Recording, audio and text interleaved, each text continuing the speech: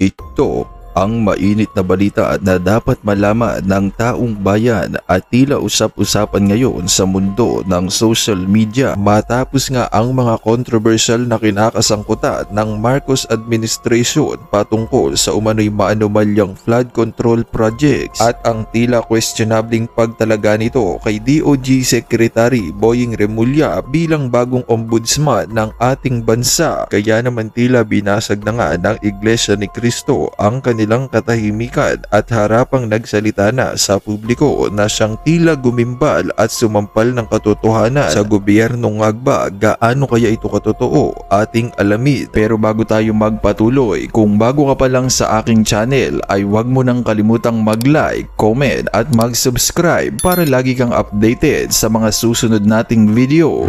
Iglesia ni Cristo may panawagan sa Marcos Admin. Nananawagan ang Iglesia ni Cristo sa Independent Commission for Infrastructure o ICI na itinatag ni Pangulong Marcos Jr. na gawing bukas sa publiko ang kanilang investigasyon sa malawakang katiwalian sa flood control projects bilang hakbang tungo sa katarungan at kapayapaan. Sa pahayag na binasa ni Brother Edwil D. Zabala, tagapagsalita ng INC sa programang Saganang Mamamayan ng Net25, sinabi niya ni kapatid Eduardo V. Manalo, tagapamahalang pangkalahatan ng INC, na mahalagang makita ng sambayanan mismo ang proseso ng pagsisiyasat. Ang investigasyon ay dapat na bukas at masaksihan ng publiko. Naniniwala kami na upang makamit ang kapayapaan, kailangan patuloy na imbestigahan ang mga anomalya at ito ay dapat gawin ng may transparency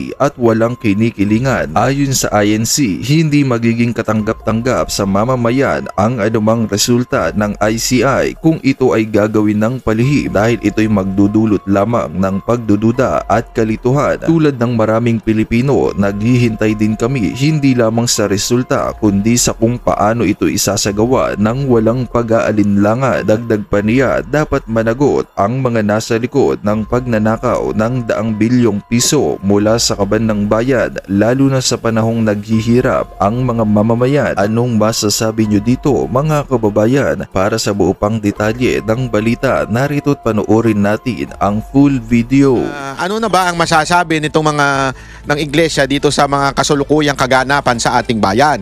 Kaya naman din atin pong papakinggan at bibigyan ng reaksyon. Ano ba ang masasabi nila tungkol dito? Kasi kahit po ako, natatanong ako, ano na ba? Tayo-tayo lang bang mga mamamayang Pilipino o tayong mga Duterte supporter kuno lang ang nagkokomento? Hindi ho. Kahit po itong iglesia ay meron po silang meron po silang gustong ipahayag at napakaganda ng kanilang pahayag sa pagkakataon na ito. Ito, pakinggan po natin ha. Basahin ko na. Ito pong statement ng Iglesia ni Cristo galing po sa tagapamahalang pangkalahatan kapatid na Eduardo V. Manalo. Pahayag ng Iglesia ni Cristo tungkol sa mga investigasyon ng malawakang katiwalian sa mga flood control projects. Ang Iglesia ni Cristo ay payapang nagmamasid sa kasalukuyang nagaganap sa Pilipinas.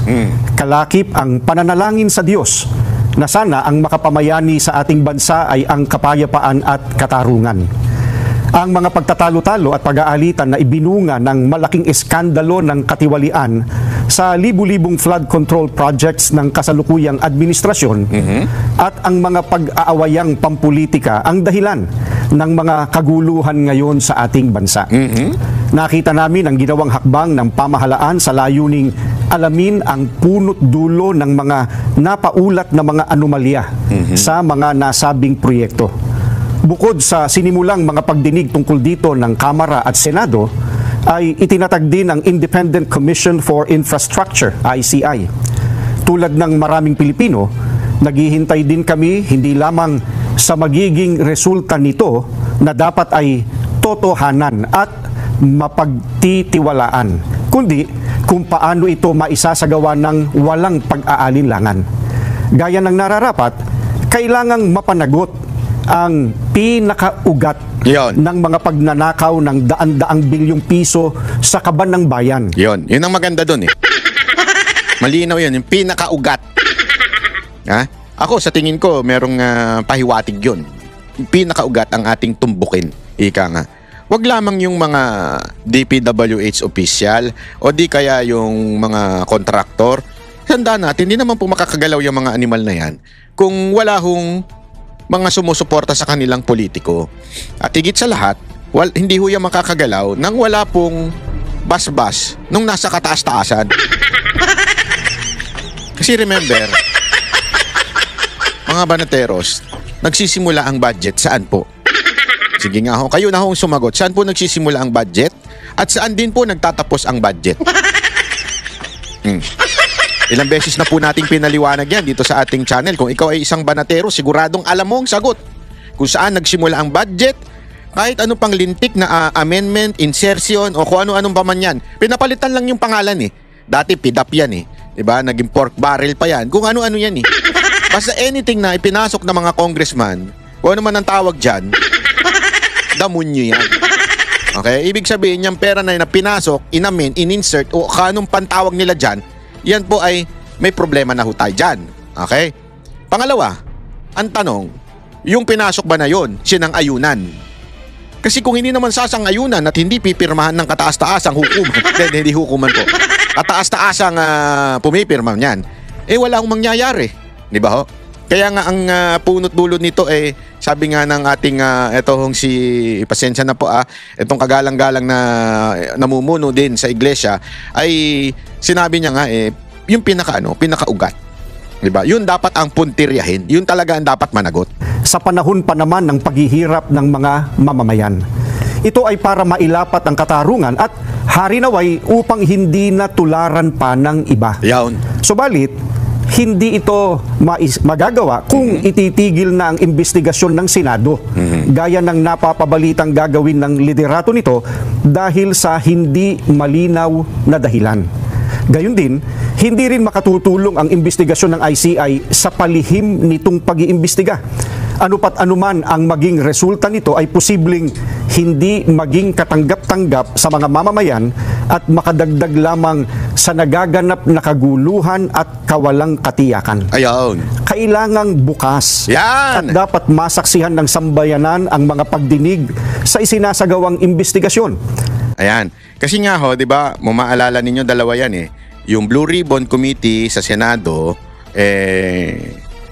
alam naman natin, medyo nag-pause ngayon, 'di ba? Tumigil ngayon. Kesyo ang dahilan nila, walang gustong tumanggap ng chairmanship sa ba't di nyo ibigay sa minority? Yung palusot ninyo nakakairita. Kung walang gustong tumanggap, ba't di nyo ibalik kay Marcoleta? Yan ang palusot nyo para hindi matuloy yung Blue Ribbon Committee na pagdinig. Anak ng katarantaduhan nyo naman.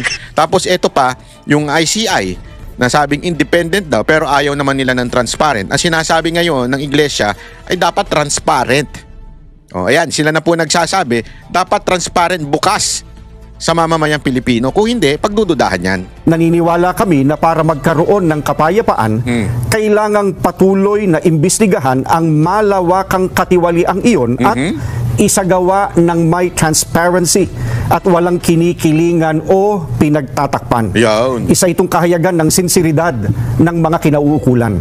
Nakalagda po ang kapatid na Eduardo V. Manalo, ang tagapamahalang pangkalahatan ng Iglesia ni Cristo. Maraming salamat po, kapatid na Jen, kapatid na Nelson. Maraming salamat po kay Edwil. Magbabalik pa po ang... So ayan po ang dalawang panawagan po ng iglesia. Ang panawagan po nila ay one, ay dapat ipagpatuloy. Kaya alam mo, ako nakakakita ko ngayon ng parabagang ayaw nilang ituloy. Tapos ang palusot, magre-resign si Lacson at walang gustong tumanggap. Sasabihin nila, no one is worthy of to be there. Kasi dapat sa majority, di ba? Yun yung palusot nila. Pero wala naman pong nagbabawal na ibigay sa isang minority, sabihin, dun sa opposition. So pwedeng ibalik kay Marcoleta, ba't ayaw nyo ibalik? Papalusot kayo, ayaw nyo ibalik? Napaka-obvious nyo naman. Ayan na nga po isa sa panawagan ng INC. Dapat magtuloy-tuloy. Okay? Pangalawa, hindi ko nga alam kung ibig bang sabihin nila ibalik kay Marcoleta. Pero wala naman sinabing ganun. Wala naman sinabi. Ginabi natin. Walang sinabing ganun. Pero kung walang gustong tumanggap, ba't di nyo ibalik kay Marcoleta? Baka puntiryahin yung ugat. Eh, yung ugat bang yun, ngumingiwi-ngiwi ba yun? Mga ganun ba yun? O yung ugat na yun, yung walang ugat? Sobrang taba. Paano kaya si Boss Dada tsaka si si Jay Guevara pagkat kukuhanan ng dugo? Walang ugat yung mga yun eh. Puro puro taba eh. Paano kaya yun? Hindi naman pala. May muscles din pala. Ang bira, oo. Gago! O, di ba? Anyway, pangalawa, yun nga sa ICI, dapat talaga transparent. Hindi naman pwedeng hindi transparent para sila nag-imbestiga. Di ba? Ngayon nga may pagdududa na eh. May pagdududa na nakasangkot ang presidente dito sa malawakang korupsyon na ito. May pagdududa na eh. Meron ng allegation, ika nga, na kasangkot siya dito. Dahil nga pinsan niya yun, at the same time, merong mga delivery sa malapit sa Malacanang na pwede namang gawin ang delivery doon sa bahay sa The Fort ni Romualdez. Bakit malapit sa Malacanang? Tapos at the same time, kung sino man ang nakakapuntirya na kay Romualdez, talagang, alam mo yon, inaano ng propaganda. Nagsimula yan kanino? Kila Chis Escudero, di ba? Nung binabanatan niya na si Romualdez, ayan na. Kung ano-ano na ang pinagbibintang, di ba? Kita ninyo, may pattern eh. Kay Chis Escudero ganun eh. May pagbibintang kagad eh. Eto na, sasabihin nyo, ganyan-ganyan. Tapos, pagkatapos niyan, sino pa? Yung sumunod. Si pangalan nito, si Magalong ngayon. 'Di ba? Kung ano-ano na namang akusasyon na inaano nila kay Magalong. So makikita mo talaga may pattern. May pattern talaga. Anyone who names Romualdez, nagkakaroon ng malawakang paninira, malawakang propaganda para sila ho ay siraan sa publiko. Alam naman po natin, ladies and gentlemen, alam naman po natin mga banateros kung sino may troll farm nang galing Pakistan, galing India, at kung saan sa lupalop ng mundo. Tingnan nyo lahat ng pumupuri kay Marcos sa social media. Tingnan ninyo. Wag na ako. Kayo na ang tumingin. Makikita ninyo. So, nakikita tuloy ng mga Pilipino na parang, sandali, basta talaga Romualdez ang parang kasangkot ang Malacanang na naninira. Diba? Parang ganun ang dating. Yun ang duda ng taong bayan. Ito nga mismo si girl. Sabi nga ni Chubby Chingson, girl. Diba? Si Aling Claire Castro. Kasangkapan yan. Kay Magalong. Kita mo naman kung paano niya binira si Magalong. Naku po. Hindi talaga maganda itong ginagawa ni girl. Ay naku ka girl. That's not nice. Huwag ganun, girl. Hindi maganda yan, ha? Tuloy natin, ha? Pag-usapan din natin iba pang issue na, naku po, ang tindi. Nagkasakit lang ako. Ito si Remulla, talaga nga naman. Ay, sus, Ginoo good. Talaga nga naman, oo. Hindi, bago pala yan. Ito muna. Yung sabi nga ni Magalong, ito kasi si Magalong, todo-todo na rin. Di ba sinabi niya, gusto niyang makulong din si Romualdez. Dapat daw makulong din si Romualdez. This time naman, sabi niya, malamang si Romualdez ayaw pauwiin si Zaldico. Pakinggan natin, ha? Now, I interviewed former Ombudsman Conchita Carpio Morales, and she said what she finds inconsistent is, at this point, Malacanang or the president could already order the cancellation of Zaldico's passport. Yon. So even the former speaker, Martin Romualdez, could have ordered that, but they didn't. So ang pananaw ni Morales, the former ombudsman, is in effect, they're really protecting Zaldico para hindi umuwi. Yon! Ako, naniniwala ako dyan, Juan. Sa akin naman is, it is more on the impact on former speaker Romualdez. Sa tingin ko, mismo si Speaker Romualdez ayaw niya umuwi si Zaldico. Kasi otherwise, siya lang talaga makakapag-implicate sa kanya. Kung paano yung sistemang ginawa nilang dalawa. Pero may punto di ba? May punto po mga kababayan. May punto po ito si Magalong. Di ba? At may punto rin naman yung sinasabi nung Carpio na yun. Na sinasabi nga, kung talagang desidido sila, bakit pwede nilang kanselahin yung passport? Ang balita, di ba? Kung saan siya napupunta to si Zaldico, di umano, di ba? Allegedly, parang wala naman daw sakit. By the way, mga kababayan, wag po tayo maniniwala dun sa mga picture na lumalabas na si Zaldico, kasi AI po yun. Naku po, pag kayo engineer nyo yan, naku, madedelicate ang account ninyo. gawain po nila yan yung magpalabas ng fake news. Tapos para may mabiktima, pagka shinare ninyo, biglang maaano yung inyong account. Kaya ingat kayo dyan mga kababayan. Anyway, yun na nga, sana kung talagang desidido sila pauwiin, bakit hindi nila tanggalan ng passport? Pwede naman nilang gawin yan kung talagang desidido sila. Now, Wait, sorry. So, ang problema kasi, parang ayaw naman nila Para bagang, ayaw mo na siya dyan. Kasi nga, siya yung magiging parang magtuturo. Tuloy natin yung part na yun kasi maganda pa yung sinabi niya doon Wait lang, ulitin natin. Now, I interviewed former Ombudsman Conchita. Ayan. Marami pang nakakaalam Ayan. Oh. Ang maghirap lang sa ICI, and it's good we're talking about this, even if they mean well, ang maghirap is among the three of them, nobody's ever been a politician, and I don't mean that there should be a politician, but nobody knows the inner workings of Congress. Yun ang maghirap. Because all of those are, right? Hindi nila alam paano ang kalakaran sa Kongreso. Yes, you're right. Yeah, I think tama. You hit the nail there, Karen. So, di ba? Parang like Rogelio Singson, extremely upright, but he's a professional, private sector, and DPWH secretary. So, iba yung expertise niya. The other commissioner is accounting, right? Yes. More or less accounting. And the head of the commission is legal. But nobody really knows how insertions are put in. Wala sa kanilang may alam. Yeah, so it's a sharp curve, learning curve sa kanila talaga Pag nag-uusap naman kami, talagang kita mo talaga rin yung kanilang desire to really learn fast. Pero alam mo, napakabilis din nung sitwasyon kasi at ang malaking pressure dito, Karen, is the expectation. Yeah. Expectation ng tao na, bakit wala pang nakukulong? Hindi nila kuminsan naintindihan na may proseso. Ayan. Alam mo, naintindihan natin yan mga kababayan, yung may proseso sinasabi. Kaya lang, yung bang political will, sabi nga, you can bend the law. I mean, pwede mo naman kansilahin yung passport, bakit hindi gawin? 'Di ba? Ang daming pwedeng gawin para kung talagang gustong mapauwi si Zaldico, ngayon pa lang, pwede na rin kansilahin yung passport ni Romualdez para hindi na makaalis. Kaya lang, sigurado ako, may iba pang passport ito Baka lang. Alleged lang. Hindi, di ba? Malay mo, may meron pang iba pang mga anik-anik yan. Baka bumili ng bansa na yan Di mo mamalaya sa sobrang yaman nila.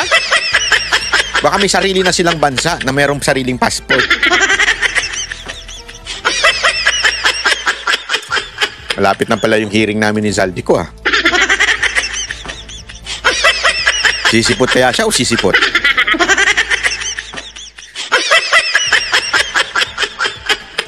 Grabe, no? I mean, kasi nagawa nila yan Nagawa nila yan kay Tebes. Yung talagang gusto nilang makuha, mahuli. Nagawa naman nila talagang ayaw lang nila.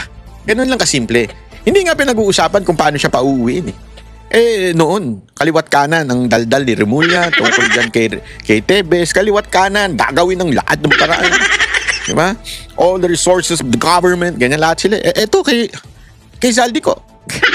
Kinasuhan na ng ICI yan Ibig sabihin, they really found out na ito ay meron silang ebidensya kaya nga nila kinasuhan.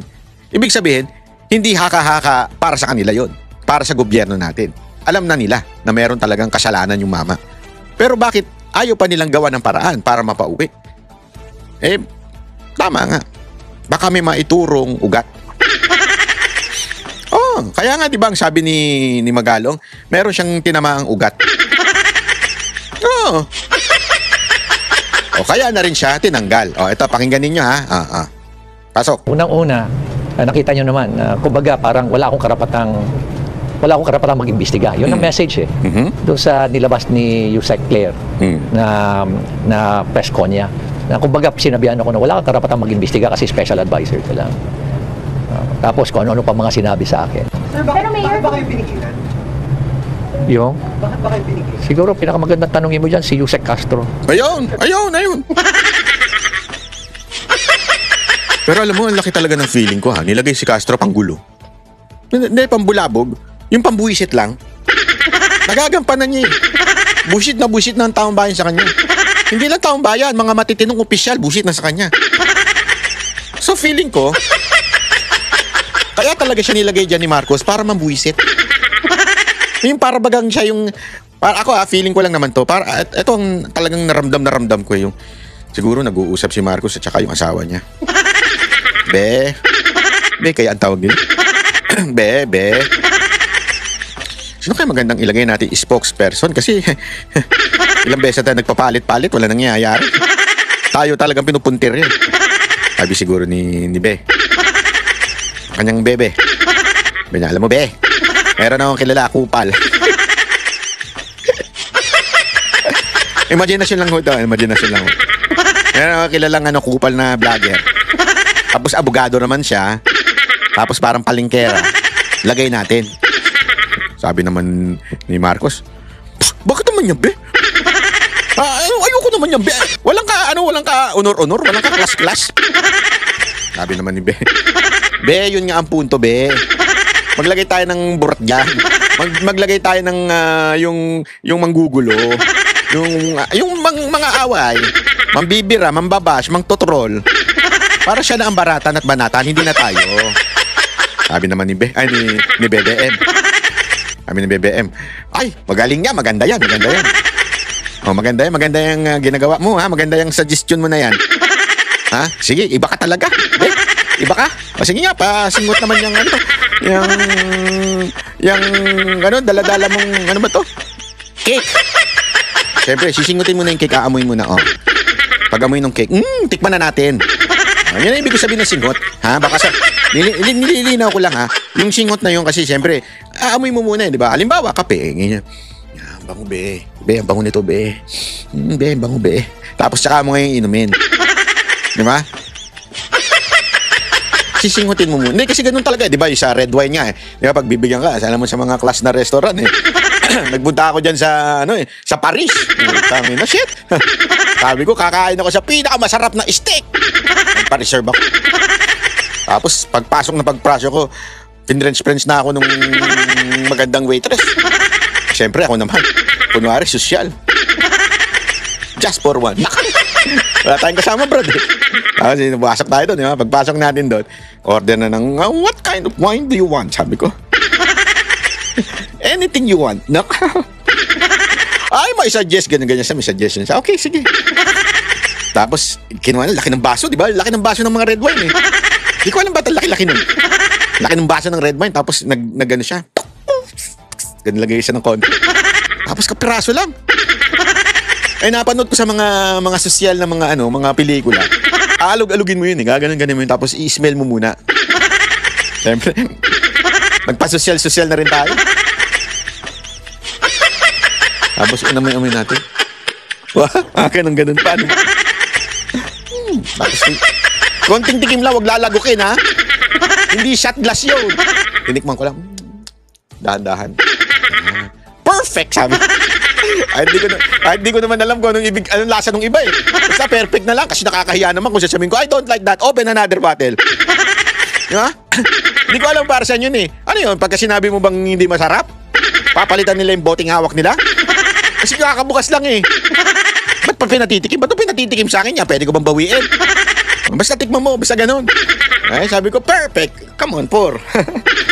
Kasi binigyan na nila ako, yun. Yun ang ibig ko sabihin ng sinisinghot muna. Diba? Sisingutin mo muna. Masarap ba yung kape? Bango, ganun, naamoy kanal.